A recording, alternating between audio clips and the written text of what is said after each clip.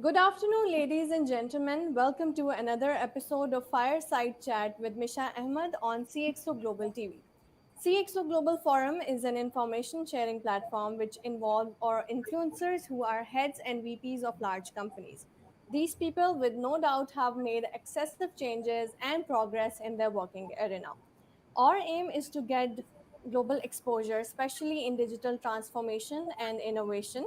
However, it's an honor for us in contributing to the world of knowledge economy. So today we have Mr. Hassaan Khan with us, who is practice lead at CERM, Pakistan. Sir, thank you so much for joining us. Thank you so much, Misha. Thank you for having me on the show. Sir, first of all, sir, I'll start our session with a little bit your introduction. Can you please share about your educational background? You know, your starting of the this career. Where did you take a start, and what were your basically aims and plans when you were a student? Well, by profession, I did my bachelor's in the business side, and after that, I did my certification within SAP, which is a renowned ERP solution. My primary area of expertise within SAP was sales and distribution, which comes under the supply chain side of the ERP solution. I started off my career as a textile merchant initially, and from there I got exposure towards the ERP solutions, and subsequently I did my certification in the SAP, and I was fortunate enough to be part of a very renowned global organization, and I started off as a consultant for sales and distribution, back in 2008. And since then, I've been associated with the same ecosystem. I've been into different kind of roles within SAP itself, and since then we have been somehow helping organizations to with their digital transformation journey. When you're talking about my ambition as a student, so ERP was a very new thing for me. Where, like I mentioned, I got the exposure at my first employer, and it got my interest. It was never in the plan, but the thing that moving forward, technology is something that excites everyone within the professional surface. So I got my interest developed there, and since then I've been following the same thing. Right. Sir, since you told us that you provide services to the clients and customers regarding these SAPs and PRP, can you please share some of your, thoughts and opinions regarding this? Well, Misha, knowing that we operate in a country, in a market where the adoption towards technology is a bit difficult and tricky, by the companies. Knowing the fact that we have organizations who have a technology roadmap for their organizations, but in the past few years we've noticed a change that companies now are relying on their technology transformation roadmap, and they are actually leveraging multiple technologies because since the past 2 years post COVID, there were scenarios where the companies really struggled, who did not have the technology platform available within their organizations. There were like we saw few companies coming in who did not have any systems in place. They were doing everything manually, and they came to us, to our partners, to our competitors, to actually help them out with their technology journey. And they've taken our advices and followed them for them to adopt technology solutions and to excel. Um, we've been it's a very conventional kind of engagement with the customers, where we go there and talk to them about their problems. Based on their problem statement, we provide them solutions. There are multiple technology services providers, and within Pakistan, you'll be surprised to know that the quality of technology services that we provide to our customers are the best within the region. And you can see that there are a lot of Pakistani resources who are contributing globally with their expertise within their relevant domains. Yeah. Right, sir. Well, that's very interesting, sir. Since you mentioned that, about technology and how our industries are picking up with it, how do you see the future of technology in Pakistan? Well, I think, like I mentioned, that we've seen a boom in the past 2 years, and the thing there were scenarios where it was difficult for us to actually get a meeting time on virtual platforms like Zoom or Microsoft Teams, but thanks to COVID, it was a blessing in disguise for us that people are more people prefer more on the virtual meetings than meeting people in person. Similarly, there are the work from home is a new normal now, and we had faced problems with our customers operating from remote sites, but with the need of the hour, everyone has actually invested in uplifting their infrastructure to actually support remote operations for their customers, for their vendors, and for their internal organization employees as well. So I see there is a lot of potential in the technology market itself, and I personally think that we've been observing this particular change in the recent times, and people are talking about future technologies. Earlier, it used to be a very difficult task for us to actually introduce new technologies to our customers, but now in this era, people are getting information about globally, and from different forums about future technologies like IoT, blockchain, and whatnot. Right. That's very interesting, sir. Since we know that your job is to interact with the clients and different customers, um, how do you feel about startups in Pakistan? Well, Pakistani market is really good for startups because, like I said, that, there's a huge room of opportunities for newcomers and startups. Uh, the conventional way of doing things is now changing. People are not that much reluctant to try new combinations, new companies, new individuals. And as far as the technology side is concerned, so it belongs to the youngsters. So people are very open now to actually try companies who are startups, and we have seen a lot of good examples out there in the market where startups have actually replaced companies with having legacy of decades. So I believe there is a huge opportunity for startups in Pakistan at least. Right, sir. Sir, can you please share some of your management strategies that you provide to your clients?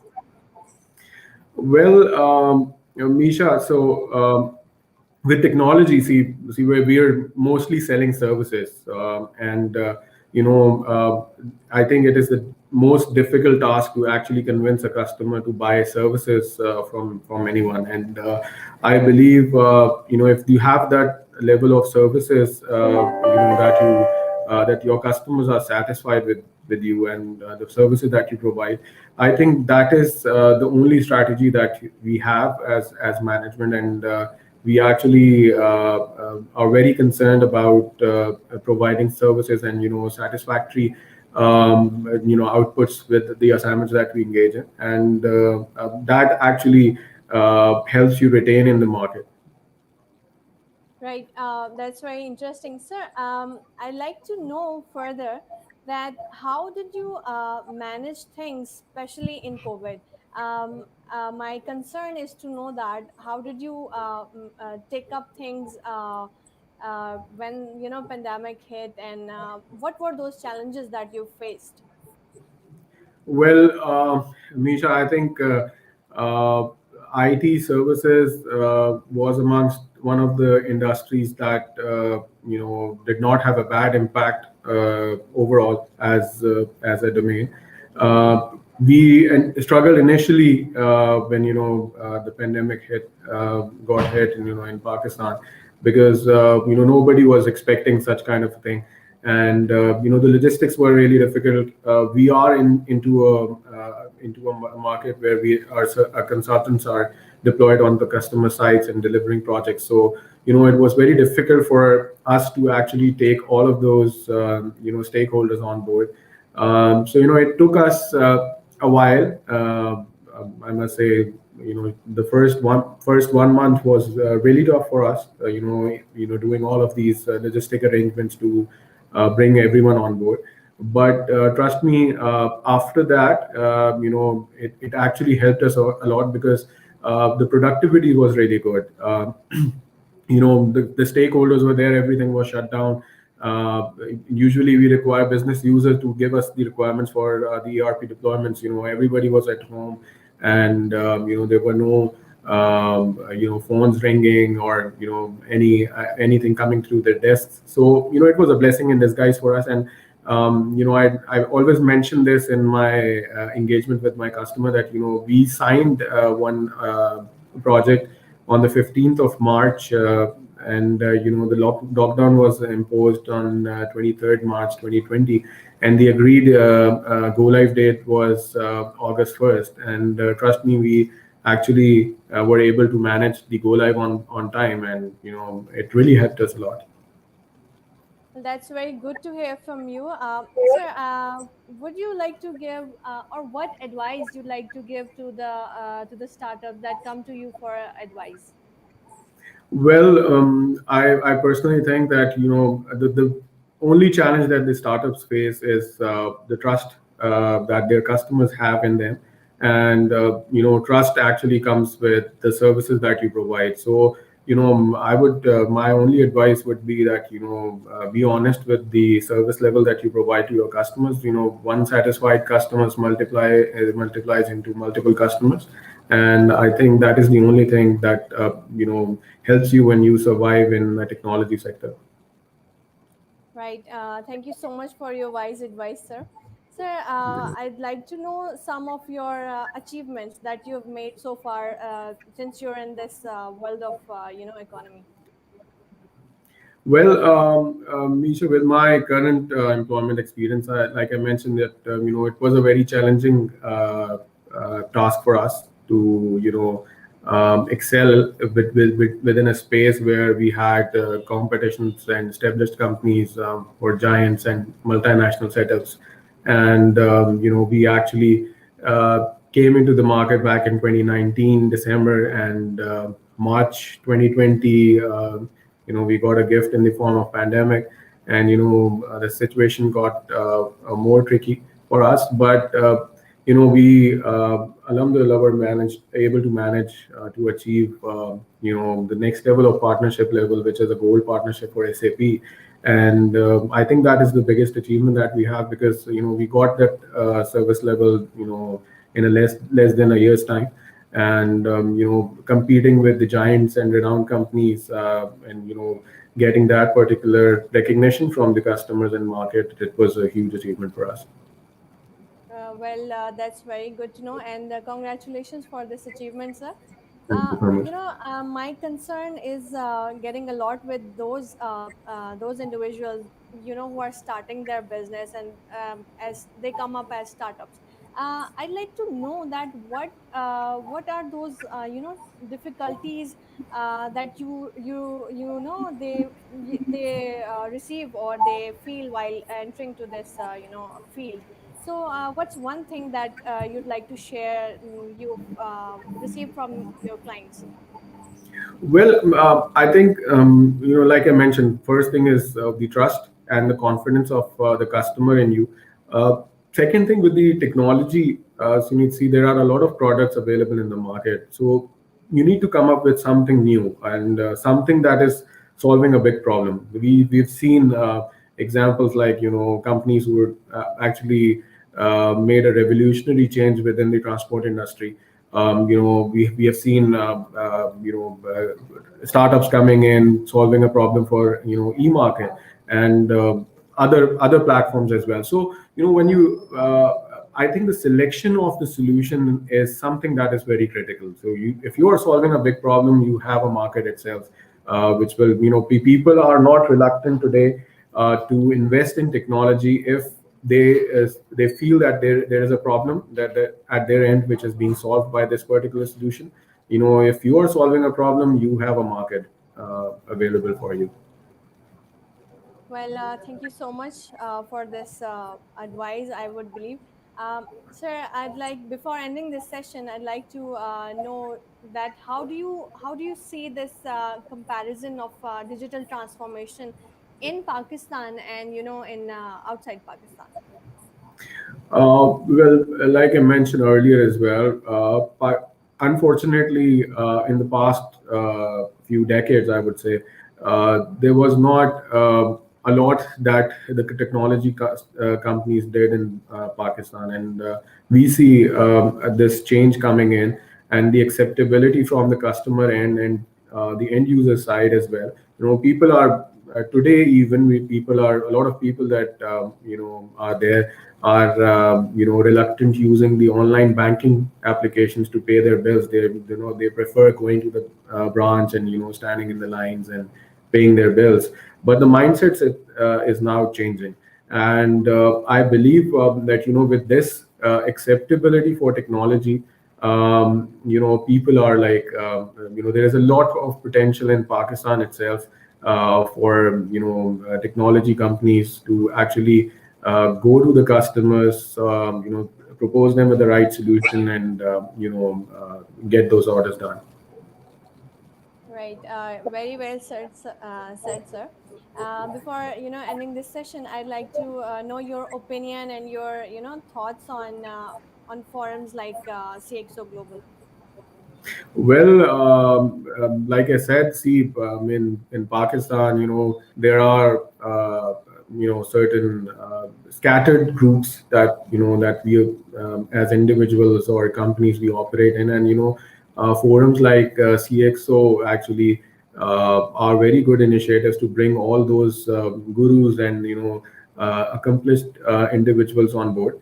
Knowledge is something that is a public property, and should be shared by the people, and that is something which helps others, because with technology growing so fast within Pakistan, I think people actually want forums like this to actually come on board and take advices from people who have already experienced it, their challenges, what are the timelines that they've taken to actually deploy something within their organizations, and primarily the source is the best partners for a particular service. So I think it is a very good initiative, and it helps a lot to actually socialize and reconnect with relevant people.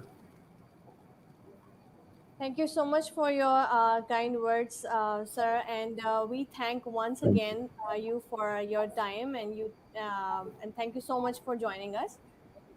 Thank you so much, Misha, for having me. It was a pleasure, and looking forward.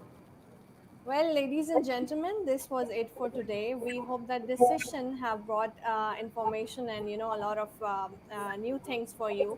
And if you want to know anything about Sarum Pakistan and their services that they've been provided, you can visit their website, and you can also visit Mr. Hassaan Khan's profile.